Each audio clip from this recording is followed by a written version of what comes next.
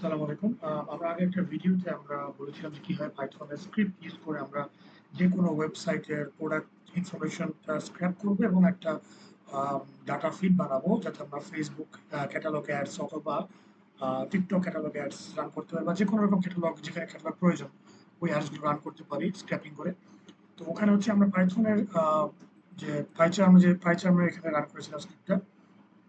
তো অনেকে বলেছে আমাকে যে ভাইয়া পাইথন রান করার জন্য তোমাকে পিসিতে পাইথন ইনস্টল করতে হবে, দেন এই পাইথনের যে আইডিই মানে পাইচার্ম বা সাবলাইম টেক্সট ইউজ করা লাগবে।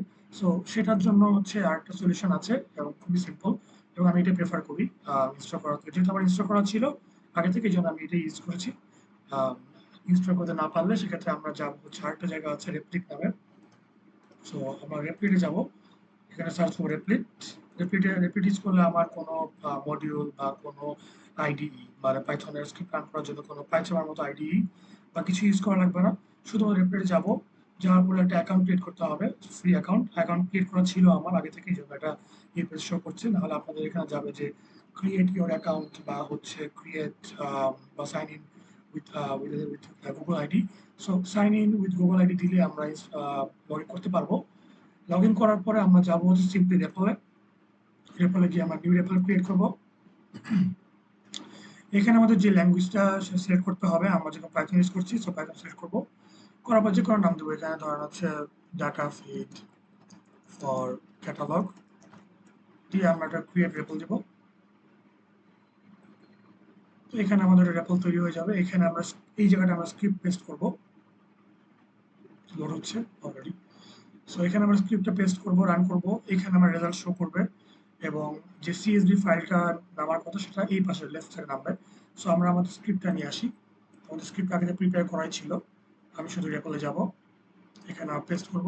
দেখেন এখন এখানে কোনো রকমের যে যেটা আন্ডারলাইন করা আছে মানে কোনো মডিউল বা ফাংশন আমার এখানে মডিউল বা লাইব্রেরিগুলো আমার ইনস্টল করা নেই। সো আমি এখানে রান প্রেস করব, করার পরে সেখানে আমার যে প্যাকেজগুলো লাগবে, যে প্যাকেজার এই তিনটা সে ইনস্টল করে নিবে তার জন্য, বিকজ এটা আমার ডিপেন্ডেন্সি। এগুলো এগুলো ছাড়া স্ক্রিপ্ট রান করবে না। সো দেখেন অটোমেটিক রান করছে এখানে এবং ওয়ান বাই ওয়ান সে ইনস্টল করছে এই ইনস্টলিং প্যাকেজেস অপারেশনস। সো আমরা সে পর্যন্ত ওয়েট করি। সো ইনস্টল হয়ে গিয়েছে এবং সিএসভি ফাইলও আমার ক্রিয়েট হয়ে গিয়েছে। এই পাশে আমাদের সিএসভি ফাইলটা আসছে, দেখেন নামটা এখানে সেম নাম, product feed peppy shop sandal test CSV, product feed peppy shop sandal test. So এটা আমি ক্লিক করলে এখানে ওপেন হবে, এখানে সব দেখাচ্ছে ইনফরমেশন। আর ডাউনলোড করতে চাইলে রাইট ক্লিক করবো, করে ডাউনলোড ফাইল দিব, এখানে ডাউনলোড হবে। আমি আগে ডাউনলোড করেছিলাম সো এখানে 8 দেখাচ্ছে, আমি 8 এখানে আবার ওপেন করে নেব সেকেন্ড ফাইলটা, সেখানে আমার সব ডাউনলোড হয়ে গেছে। সো এটা এতটাই সিম্পল। প্রোডাক্ট এগুলো আমার এক্সট্রা ইনফরমেশন যেগুলো আমার ওয়েবসাইটে ছিল কিন্তু এগুলো ভ্যালিড না, হয়তো পেয়েছে খুঁজে স্ক্রিপ্টগুলো। সো ডিলিট করে দিব, সেখানে আমার এগুলো আসছে। সো আমি আবার দেখাবো যে অন্য কোনো পেজ যদি আমি চাই, ফর এক্সাম্পল আমি এখন স্যান্ডেলসের পেজ থেকে বের করলাম, আহ, এখানে ছিল। সো আমি ধরো ক্যাজুয়াল বা ফর্মাল বা লোফার বা ক্যাজুয়াল থেকে বের করি। সো ক্যাজুয়ালে যাব, এটা কপি করব, সিম্পল ওয়ান টু ব্যাপার, শুধু কপি করবো পেস্ট করবো। আমার স্ক্রিপ্টে যাব, স্ক্রিপ্ট এখানে ছিল, স্ক্রিপ্টে গিয়ে আমি সুন্দর মতো আমার এই পাইথনের যে স্ক্রিপ্টে যাব, গিয়ে এখানে আমার ওয়েবসাইটের যে ইউআরএলটা, এখানে আমার ইউআরএলটা পেস্ট করব।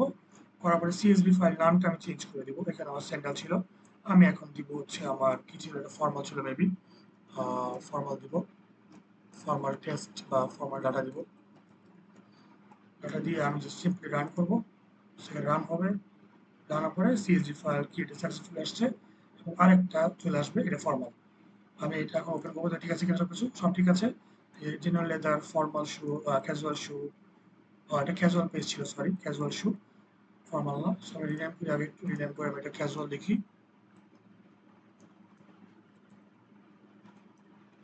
ওকে, এখন আমি ডাউনলোড করে এসেছি। আমি সিম্পলি এখানে ক্লিক করে ডাউনলোড করবো, ডাউনলোড হয়ে গেছে আমার ফাইলটা। এখানে যে এক্সট্রা ইনফরমেশন ডিলিট করে দিব, ডিলিট করে আমি সেভ করে দিব।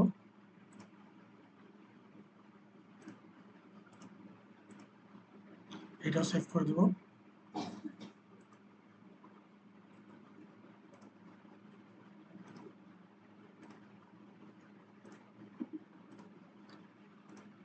ওকে, এখন আমার এই ২ টা ফাইল বাদে এই ফাইলটা বাদে আর কিছু লাগবে না। ডিলিট করে দিব। এখন আমি আরেকটা পেজ দেখাবো। সো ফর এক্সাম্পল আমি ক্যাজুয়াল নিলাম। এটা ক্যাজুয়াল ছিল। ক্যাজুয়াল নিলাম, স্যান্ডেল নিলাম। এখন আমি নিব স্নিকার বা লোফার নিব। সো লোফার পেজ থেকে জাস্ট ইউআরএলটা কপি করব। আমাদের ব্রাউজারে যাব, রেপ্লিটে যাব, গিয়ে আমি এখানে সিম্পলি মেইন পায়ে গিয়ে আমার এটা রিমুভ করে লোফার দিয়ে দিব। আর সিএসভি ফাইলের নামটা দিব হচ্ছে আমার লোফার। রান করব।